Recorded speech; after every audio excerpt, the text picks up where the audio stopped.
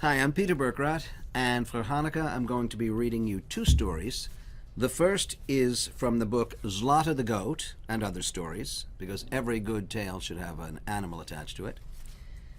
Zlata the Goat and Other Stories is written by Isaac Bashevis Singer, and the illustrations in this book are by Maurice Sendak, who you may know from Where the Wild Things Are. So the first story is Zlata the Goat. There's a picture of Zlata and her boy. At Hanukkah time, the road from the village to the town is usually covered with snow. But this year the winter had been a mild one. Hanukkah had almost come, yet little snow had fallen. The sun shone most of the time. The peasants complained that because of the dry weather, there would be a poor harvest of winter grain. New grass sprouted, and the peasants sent their cattle out to pasture. For Reuben the furrier it was a bad year, and after long hesitation, he decided to sell Zlata the goat. She was old and gave little milk. Fievel the town butcher had offered 8 gulden for her. Such a sum would buy Hanukkah candles, potatoes and oil for pancakes, gifts for the children, and other holiday necessities for the home. Reuben told his oldest boy Aaron to take the goat to town. Aaron understood what taking the goat to Fievel meant, but he had to obey his father. Leah, his mother, wiped the tears from her eyes when she heard the news. Aaron's younger sisters, Anna and Miriam, cried loudly. Aaron put on his quilted jacket and a cap with earmuffs, bound a rope around Zlata's neck, and took along 2 slices of bread with cheese to eat on the road. Aaron was supposed to deliver the goat by evening, spend the night at the butcher's, and return the next day with the money. While the family said goodbye to the goat, and Aaron placed the rope around her neck, Zlata stood as patiently and good-naturedly as ever. She licked Reuben's hand. She shook her small white beard. Zlata trusted human beings. She knew that they always fed her and never did her any harm. When Aaron brought her out on the road to town, she seemed somewhat astonished. She'd never been led in that direction before.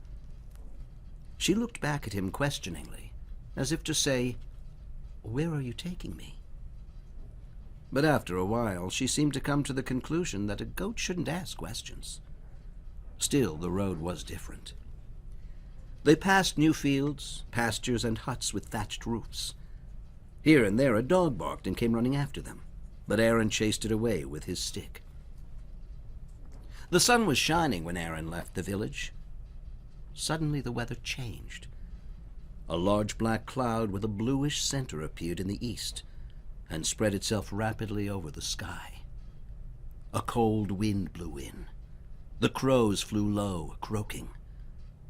At first it looked as if it would rain, but instead it began to hail as if in summer. It was early in the day, but it became dark as dusk. After a while, the hail turned to snow. In his 12 years, Aaron had seen all kinds of weather, but he had never experienced a snow like this one. It was so dense it shut out the light of day. In a short time, their path was completely covered. The wind became as cold as ice. The road to town was narrow and winding. Aaron no longer knew where he was. He could not see through the snow. The cold soon penetrated his quilted jacket. At first, Zlata didn't seem to mind the change in weather. She too was 12 years old and knew what winter meant. But when her legs sank deeper and deeper into the snow, she began to turn her head and look at Aaron in wonderment. Her mild eyes seemed to ask, "Why are we out in such a storm?" Aaron hoped that a peasant would come along with his cart, but no one passed by. The snow grew thicker, falling to the ground in large whirling flakes. Beneath it, Aaron's boots touched the softness of a plowed field. He realized that he was no longer on the road. He had gone astray. He could no longer figure out which was east or west, which way was the village, the town. The wind whistled, howled, whirled the snow about in eddies. It looked as if white imps were playing tag on the fields. A white dust rose above the ground. Zlata stopped. She could walk no longer. Stubbornly, she anchored her cleft hooves in the earth and bleated as if pleading to be taken home. Icicles hung from her white beard, and her horns were glazed with frost.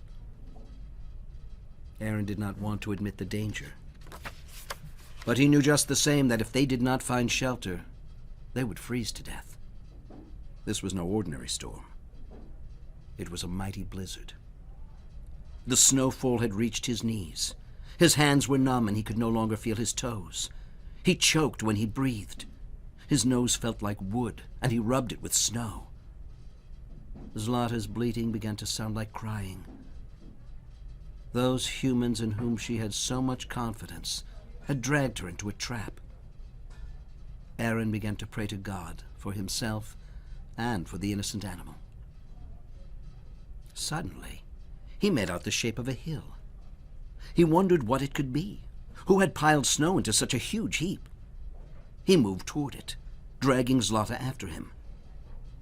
When he came near it, he realized that it was a large haystack which the snow had blanketed. And here we see Zlata and Aaron, and just over here there's a little haystack covered with snow. Aaron realized immediately that they were saved. With great effort, he dug his way through the snow. He was a village boy and knew what to do. When he reached the hay, he hollowed out a nest for himself and the goat. No matter how cold it may be outside, in the hay it is always warm. And hay was food for Zlata. The moment she smelled it, she became contented and began to eat. Outside, the snow continued to fall. It quickly covered the passageway Aaron had dug. But a boy and an animal need to breathe, and there was hardly any air in their hideout. Aaron bored a kind of window through the hay and snow, and carefully kept the passage clear. Zlata, having eaten her fill, sat down on her hind legs and seemed to have regained her confidence in man. Aaron ate his 2 slices of bread and cheese, but after the difficult journey he was still hungry. He looked at Zlata and noticed her udders were full. He lay down next to her, placing himself so that when he milked her, he could squirt the milk into his mouth. It was rich and sweet. Zlata was not accustomed to being milked that way, but she did not resist. On the contrary, she seemed eager to reward Aaron for bringing her to a shelter whose very walls, floor, and ceiling were made of food. Through the window, Aaron could catch a glimpse of the chaos outside. The wind carried before it whole drifts of snow. It was completely dark, and he did not know whether night had already come or whether it was the darkness of the storm. Thank God that in the hay it was not cold. The dried hay, grass, and field flowers exuded the warmth of the summer sun. Zlata ate frequently. She nibbled from above, below, from the left and the right. Her body gave forth an animal warmth, and Aaron cuddled up next to her. He had always loved Zlata, but now she was like a sister. He was alone, cut off from his family, and wanted to talk. He began to talk to Zlata. "Zlata, what do you think about what has happened to us?" he asked. "Ma," Zlata answered. "If we hadn't found this stack of hay, we would both be frozen stiff by now," Aaron said. "Ma," was the goat's reply. "If the snow keeps on falling like this, we may have to stay here for days," Aaron explained. "Ma," Zlata bleated. "What does ma mean?" Aaron asked. "You'd better speak up clearly." "Ma, ma," Zlata tried. "Well, let it be ma then," Aaron said patiently. "You can't speak, but I know you understand. I need you, and you need me. Isn't that right? Ma! Aaron became sleepy. He made a pillow out of some hay, leaned his head on it, and dozed off. Zlata, too, fell asleep. Here's a picture of Aaron and Zlata nestled in the hay, in their little cave of hay. When Aaron opened his eyes, he didn't know whether it was morning or night. The snow had blocked up his window. He tried to clear it, but when he had bored through to the length of his arm, he still hadn't reached the outside. Luckily, he had his stick with him and was able to break through to the open air. It was still dark outside. The snow continued to fall and the wind wailed, first with one voice and then with many. Sometimes it had the sound of devilish laughter. Zlata, too, awoke, and when Aaron greeted her, she answered, "Ma!" Yes. Zlata's language consisted of only one word, but it meant many things. Now she was saying, "We must accept that God gives us all. Heat, cold, hunger, satisfaction, light and darkness." Aaron had awakened hungry. He had eaten up his food, but Zlata still had plenty of milk. For 3 days, Aaron and Zlata stayed in the haystack. Aaron had always loved Zlata, but in these 3 days he loved her more and more. She fed him with her milk and helped him to keep warm. She comforted him with her patience. He told her many stories, and she always cocked her ears and listened. When he patted her, she licked his hand and his face. Then she said, "Ma," and he knew it meant, "I love you too."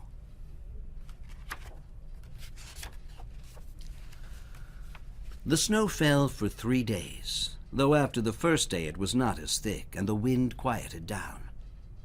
Sometimes Aaron felt that there could never have been a summer, that the snow had always fallen ever since he could remember.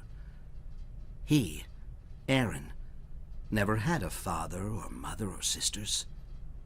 He was a snow child, born of the snow, and so was Zlata. It was so quiet in the hay that his ears rang in the stillness. Aaron and Zlata slept all night and a good part of the day. As for Aaron's dreams, they were all about warm weather. He dreamed of green fields, trees covered with blossoms, clear brooks, and singing birds. By the 3rd night, the snow had stopped, but Aaron did not dare to find his way home in the darkness. The sky became clear, and the moon shone, casting silvery nets on the snow. Aaron dug his way out and looked at the world. It was all white, quiet, dreaming dreams of heavenly splendor. The stars were large and close. The moon swam in a sea of stars, swam in the sky as in a sea. On the morning of the 4th day, Aaron heard the ringing of sleigh bells. The haystack was not far from the road. The peasant who drove the sleigh pointed out the way to him, not to the town and Fievel the butcher, but home to the village. Aaron had decided in the haystack that he would never part with Zlata. Aaron's family and their neighbors had searched for the boy and the goat, but had found no trace of them during the storm. They feared they were lost. Aaron's mother and sisters cried for them. His father remained silent and gloomy. Suddenly, one of the neighbors came running to their home with the news that Aaron and Zlata were coming up the road. There was great joy in the family. Aaron told them how he had found the stack of hay and how Zlata had fed him with her milk.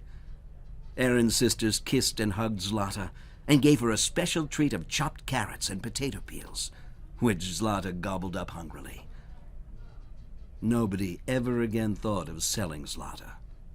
And now that the cold weather had finally set in, the villagers needed the services of Reuben the furrier once more. When Hanukkah came, Aaron's mother was able to fry pancakes every evening, and Zlata got her portion too. Even though Zlata had her own pen, she often came to the kitchen, knocking on the doors with her horns to indicate that she was ready to visit. And she was always admitted. In the evening, Aaron, Miriam, and Anna played dreidel.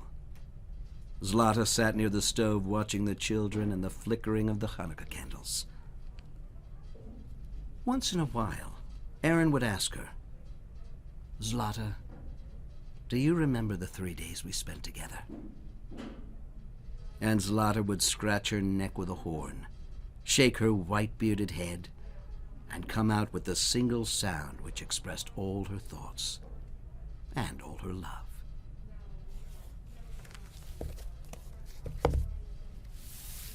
Zlata the Goat by Isaac Bashevis Singer.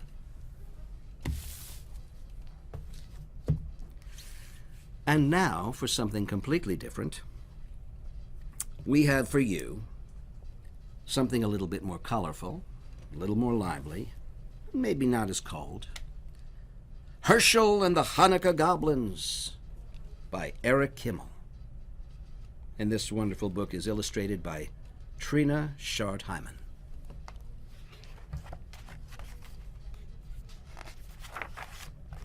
A lot more pictures here, so let's... Oh, I guess it is cold. I guess Hanukkah comes this time of year. There's always a little snow. It was the first night of Hanukkah. Herschel of Ostropol was walking down the road. He was tired and hungry. Nonetheless, his step was light. Soon he would reach the next village, where bright candles, merry songs, and platters piled high with tasty potato latkes awaited him. But when he arrived, the village was silent and dark. Not a single Hanukkah candle could be seen. See, the village is all dark. Well, it's a big village, but what's happening? Isn't tonight the first night of Hanukkah? Herschel asked the villagers. We don't have Hanukkah, Herschel, one of them answered sadly. No Hanukkah? How can that be? It's because of the goblins. They haunt the old synagogue at the top of the hill. They hate Hanukkah. Whenever we try to light a menorah, the goblins blow out the candles. They break our dreidels. They throw our potato latkes on the floor. Those wicked goblins make our lives miserable all year long. But on Hanukkah, it's really bad. Herschel knew he must help the village people. I'm not afraid of goblins, he said. Tell me how to get rid of them. It's not as easy as you think, the rabbi warned. You must spend 8 nights in the old synagogue. The Hanukkah candles must be lit each night. On the 8th night, the king of the goblins must light them himself. That is the only way to break the power. I'm not afraid, Rabbi, Herschel said. If I can't outwit a few goblins, then my name isn't Herschel of Ostropol. There's the old synagogue, looking a little bit like The Haunting of Hill House there. That's a different book by Shirley Jackson. The villagers wished Herschel good luck. They had no potato latkes to give him, so they packed several hard-boiled eggs for him to eat, along with a big jar of pickles. The rabbi gave Herschel a brass menorah, a package of candles, and a box of matches. Then the villagers said goodbye. Nobody expected to see Herschel again. It was long past sundown by the time Herschel climbed to the top of the hill where the old synagogue stood. The crumbling building was gloomy and dark, and rusty hinges squealed as Herschel opened the door. Herschel shuddered. Well could he believe that goblins lived here. He put the 2 candles in the menorah and set it on the windowsill. He struck a match and lit the shamas candle. He said the blessings and was about to light the other candle when he heard a voice. Hey! What are you doing? Herschel turned around. Here was a goblin no bigger than a horsefly, with a long pointy tail and two little bat's wings, hovering in the air. "I'm lighting Hanukkah candles," Herschel said. "Tonight is the first night of Hanukkah." Oh, look at that little goblin. He's almost cute, isn't he? He's a little cute for a goblin. Oh, no, it's not. We don't allow Hanukkah. Not around here. "Is that so?" said Herschel. "Who's going to stop me? A little pipsqueak like you?" I may be little, but I'm strong," said the goblin. "Really? Can you crush rocks in your hand?" asked Herschel. The goblin laughed. "Crush rocks! You're joking. Nobody's that strong." "I am. Watch." Look at that. Look what he's doing. Herschel took a hard-boiled egg from his pocket and squeezed it until the yolk and the white ran through his fingers. "That's how hard I'm going to squeeze you if you try to stop me from lighting these candles." The little goblin's eyes opened wide, since in the dim light the egg looked exactly like a rock. The little goblin shook with fear. "You leave me alone," he squeaked. "Gladly," said Herschel, "if you let me light my candles in peace." "All right," said the goblin. "One night won't make a difference. But you better not be here tomorrow. Big, scary goblins are coming, much bigger than I. If they catch you lighting Hanukkah candles, you'll be sorry." "We'll see about that," Herschel said to himself. He lit the first candle. Oh, look what's coming. Oh, my goodness. I'm so nervous, I'm sweating. Oy. On the second night, another goblin appeared. This one was big and fat and waddled like a goose. Herschel was finishing his dinner of pickles and hard-boiled eggs. "Have some pickles," he said to the goblin. "Pickles?" "Here, catch." Herschel tossed him a sour pickle. The goblin caught it in his mouth. "I have a pickle in my mouth." "Here, catch." Herschel tossed him a sour pickle. The goblin caught it in his mouth and swallowed it. Pickles are good." "Do you like them? I have plenty in this jar. Take all you want." The greedy goblin grabbed as many pickles as his claws could hold. But when he tried to pull his fist out of the jar, he couldn't. "I'm stuck!" the goblin shouted. "You put a spell on this jar to hold me fast." "That's right," Herschel said, laughing. "And it's a very powerful spell. You came here tonight to stop me from lighting Hanukkah candles. So now I am going to light them while you stand with your hand in that jar and watch. How do you like that?" "No! No!" the goblin screamed. "I hate Hanukkah." Oh, look at him, look at him. Oh, my goodness, he's having a bad goblin night. "Too bad. You'll have to get used to it." Herschel said the blessings and lit the candles, slowly. Then he sang all his favorite Hanukkah songs. The goblin wailed and carried on so much that Herschel... Oh, I think there's a goblin here. The goblin wailed and carried on so much that Herschel finally decided to let him go. Shall I tell you how to break the spell?" Yes, yes! I can't stand it anymore! "Let go of the pickles. Your greed is the only spell holding you prisoner. You see, his hand is stuck in the jar." The goblin let go of the pickles. His hand slipped out of the jar easily. How that goblin raged! He had stood with his hand in a pickle jar while Herschel lit Hanukkah candles under his nose. And look at that nose. The furious goblin stamped his foot so hard that he shattered into a million pieces. The wind blew them away. Oh, what's gonna happen with this fella? The third night came. Herschel felt something watching him as he set the candles in the menorah. Instead of lighting them, he began playing with the dreidel. An hour passed. Herschel looked up. Sitting across the table was another goblin. This one had a fiery red face and two enormous horns. "It's getting late," the goblin said. "When are you going to light the candles?"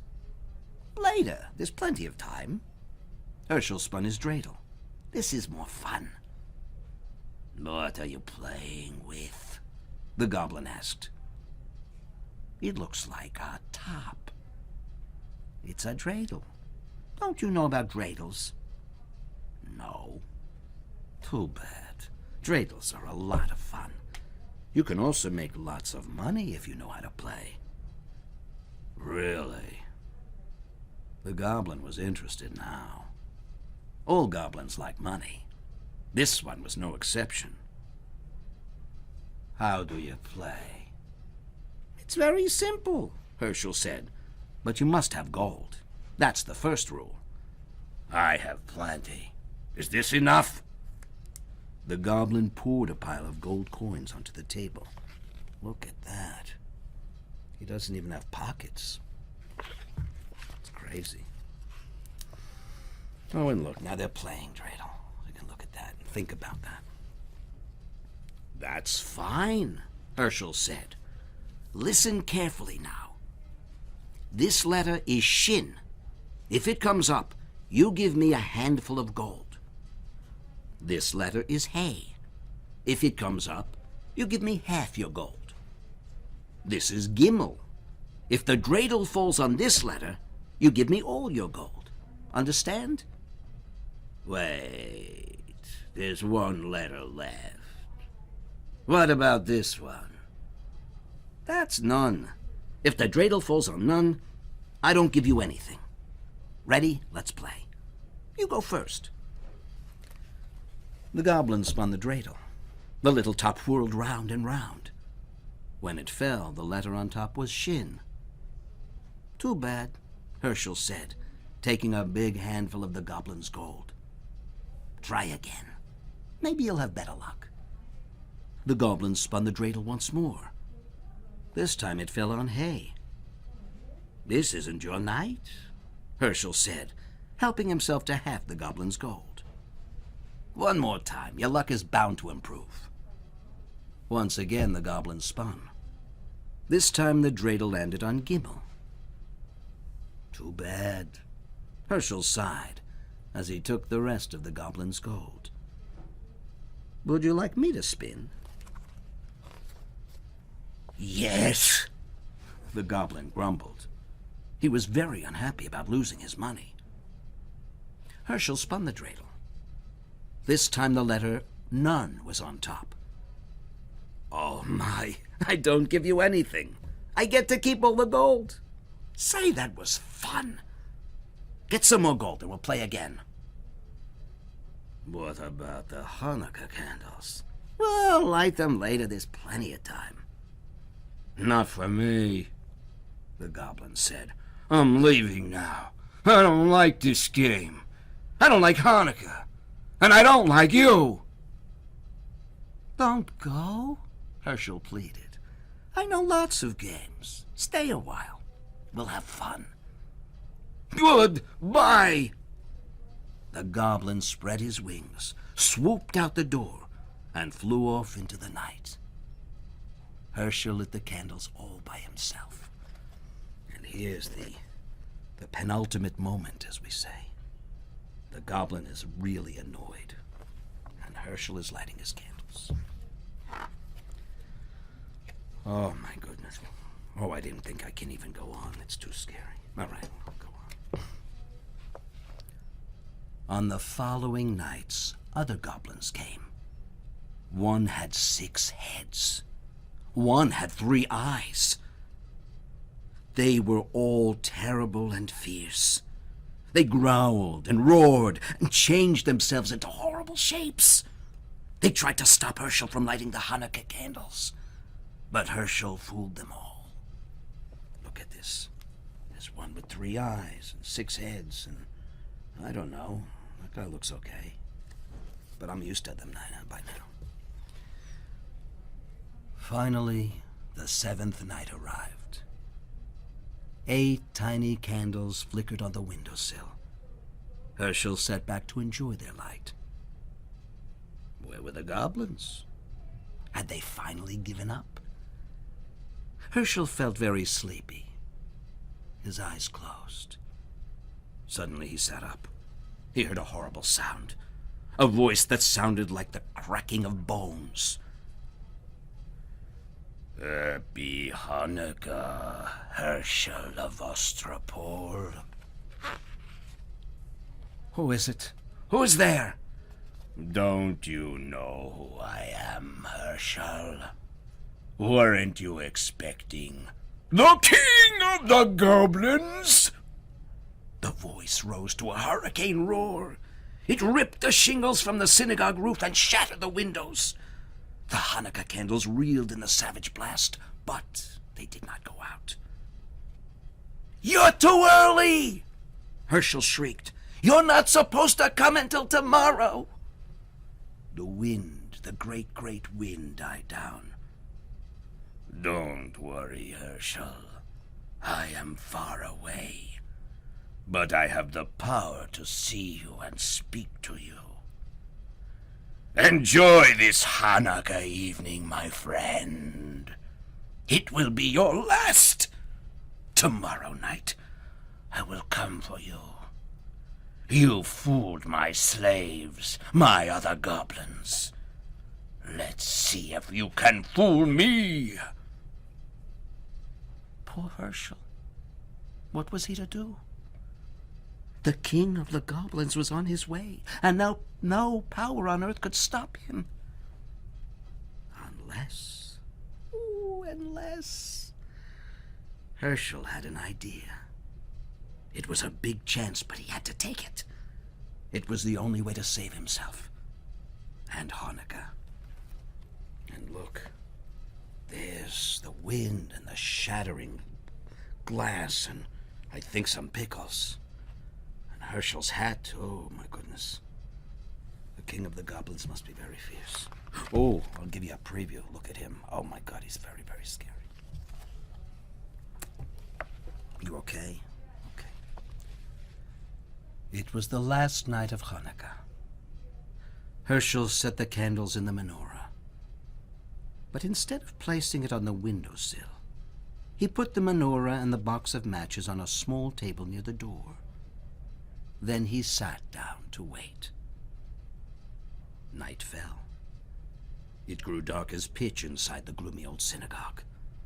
Outside, the whole world lay cold and silent. Suddenly, a great gust ripped the synagogue door from its hinges. The whole building shook. A fearsome voice spoke. "Herschel of Ostropol." Did I hear something? "It is I, the king of the goblins!" Herschel laughed. "Don't be silly.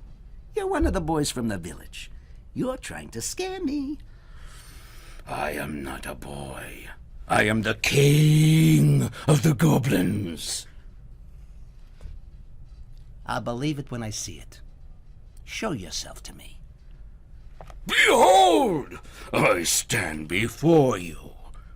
Do you believe me now?" Herschel tried not to look. Even in the darkness, he could see the outline of a monstrous shape filling the doorway, a figure too horrible to describe. He pretended not to care. "It's too dark. I can't see anything. A candlestick and some matches are by the doorway. Why don't you light a few candles? Then I'll see what you really are." "Indeed you shall!" A match flared. The shamus candle caught the flame. Herschel's blood turned to water at the awful sight before him, but he did not lose courage. "Master of the world," he silently prayed, "thou who created the heavens and the earth and the spirits of the air, Stand by me now." Then he addressed the goblin. "It's still too dark. What are you afraid of? There are plenty of candles. Why don't you light them all?" A hideous hand took the shamus candle and lit the others one by one. Herschel felt himself growing faint, but he forced himself to look. His eyes grew wider and wider as each candle caught the flame. 6, 7, 8. The king of the goblins stood before him. "Now, Herschel, do you know who I am?" "I know you're not Queen Esther." "Very funny. Enjoy the joke. It will be your last." "That's what you think. Be gone, or I'll take a stick to you." "How dare you speak to the king of the goblins that way?" "I'll speak to you any way I please. You have no power. Your spell is broken. See? The menorah is lit. You thought those were ordinary candles you were lighting. They weren't. They were Hanukkah candles. And you lit them yourself." The king of the goblins roared with fury. The earth trembled and a mighty wind arose. It ripped the synagogue roof and blew down the walls. It splintered the great timbers and scattered them like matchsticks. Look at that. Around the menorah the whirlwind howled, but the candles never flickered. They burned with clear, steady flames. The king of the goblins had no power over them. The spirit of Hanukkah had triumphed. The great wind vanished as suddenly as it had risen. Herschel rubbed his eyes. The night was as still as before, even though the synagogue was gone. Walls, floor, roof, even the foundation stones had vanished. But the menorah remained, standing tall upon the little table where Herschel had placed it. And there it is, burning brightly. Herschel waited until the last candle burned out. Then he started down the road that led to the village. "I'd better hurry," he thought. "I don't want to miss the last night of Hanukkah." But there was no reason to worry. In every window there stood a menorah with 9 gleaming candles to light the way. The whole village was waiting for him. And look at the village now, all lit up with the people outside.